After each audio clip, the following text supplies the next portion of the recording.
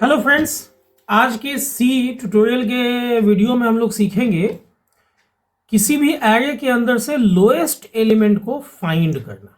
यहाँ पे लोग अक्सर एक गलती करते हैं जिसको मैं डीबग करके आप लोगों को समझाऊंगा, तो बहुत ध्यान से वीडियो के लास्ट तक बने रहेंगे।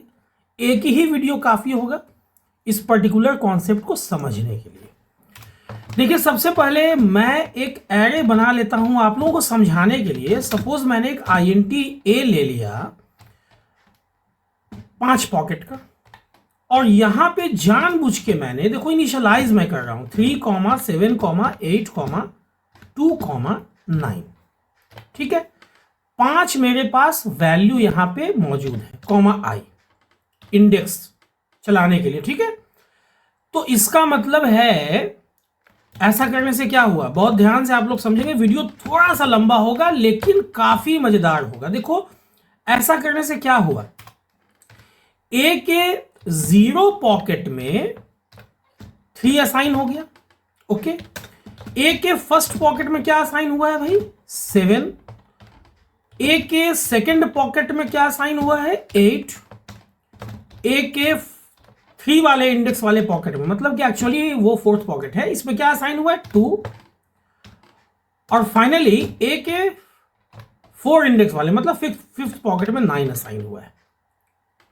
ये है मेन चीज। ठीक है, ध्यान देना, मैंने जानबूझ के इनिशियलाइज किया ताकि आप लोगों को ये कॉन्सेप्ट आप लोगों को समझ में आए। लोग क्या करते हैं ना, जैसे मुझे लोएस्ट नंबर निकालना है, चलो एक वेरिएबल मैंने लो लिया और इसमें 0 ले लेते हैं। अब ये 0 लेना, यही सबसे बड़ी बेवकूफ़ी हो जाती है अगर आप लॉजिकली सोचोगे तब। लेकिन चलो अभी मैं इसको सिंपल, मैं एक लूप चला देता हूं, loop to find the lowest. देखो अभी काम कर जाएगा।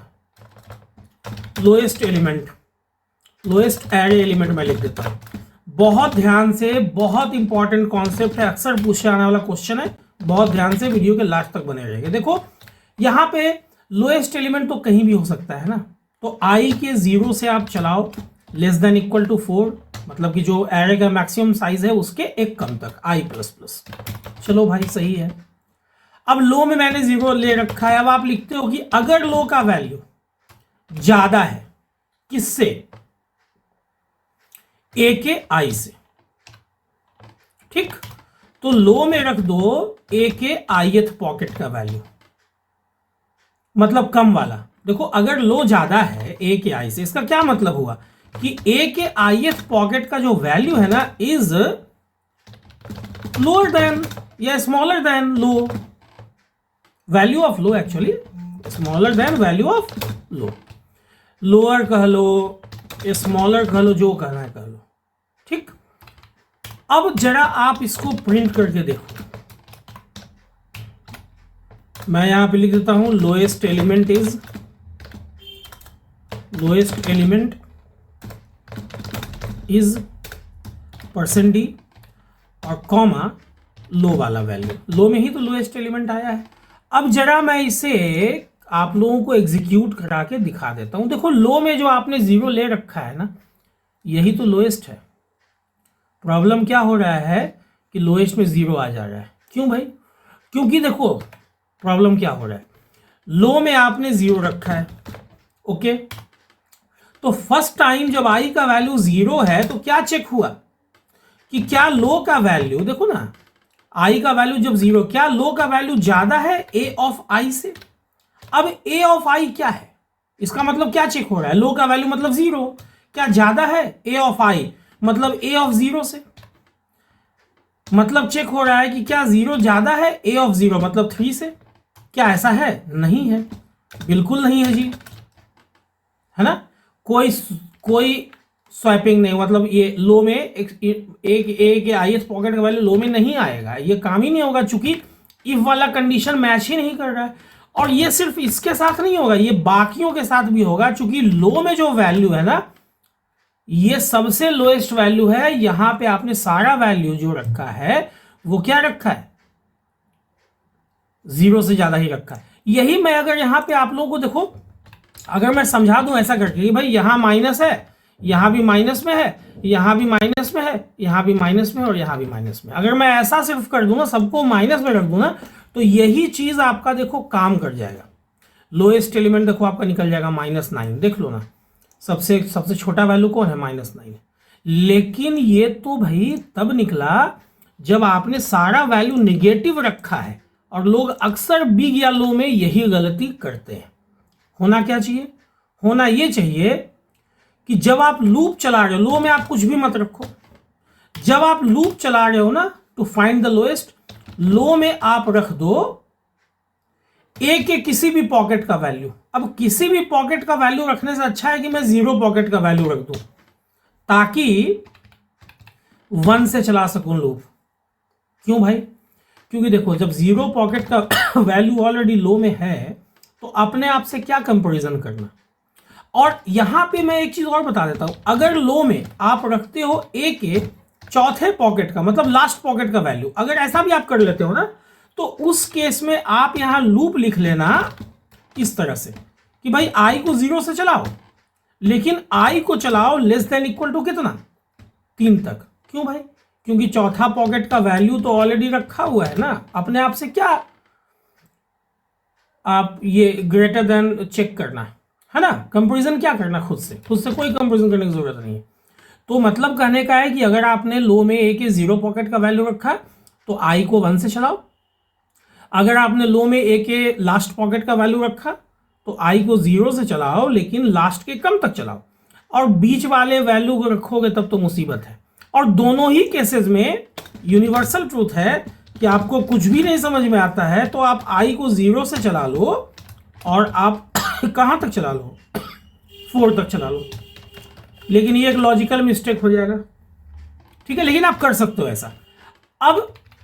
अब देखो यही एल्गोरिथम जो है, आप देखो इसको एग्जीक्यूट करा के, पॉजिटिव नंबर है, लेकिन अब लो में चूंकि मैंने 0 नहीं रखा, तो देखो लोएस्ट एलिमेंट क्या आ रहा है, 2 आ रहा है, बिल्कुल लोएस्ट एलिमेंट 2 है।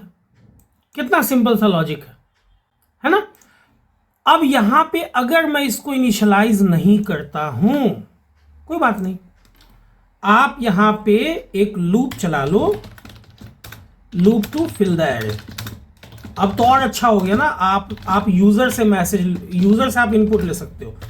आई 0 से चलेगा, लेस देन इक्वल टू 4 तक चलेगा, आई प्लस प्लस होगा। यहां पे आप मैसेज दे दो यूजर के लिए, प्रिंट एफ इंटर वैल्यू,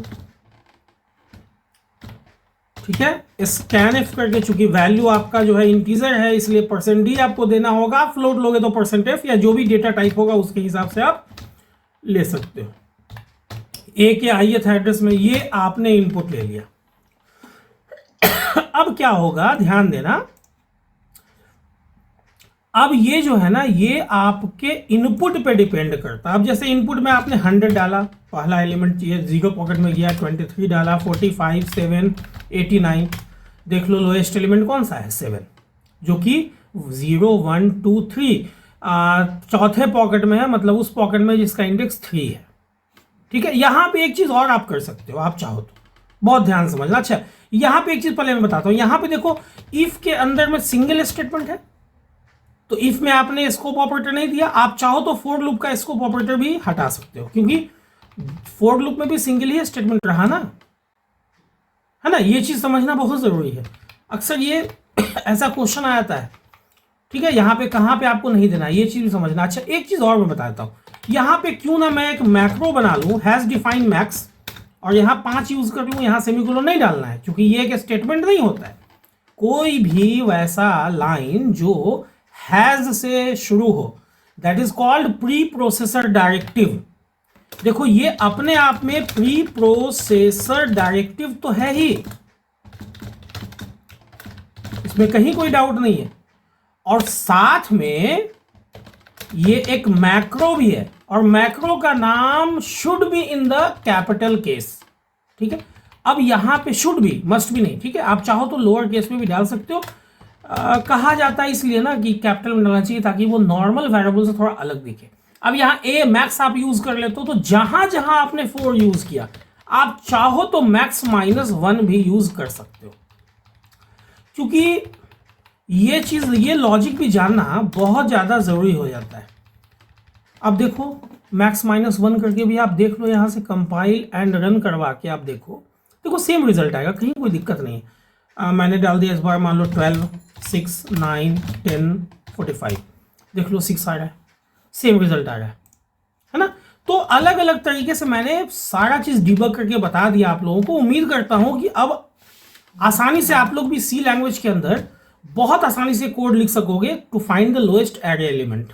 उम्मीद करता हूँ ये वीडियो आप लोगों को इन्फॉर्मेटिव लगी होगी, नॉलेजेबल लगी होगी, वीडियो पसंद आई होगी। अगर वीडियो पसंद आई हो तो वीडियो को लाइक और शेयर करना ना भूलें।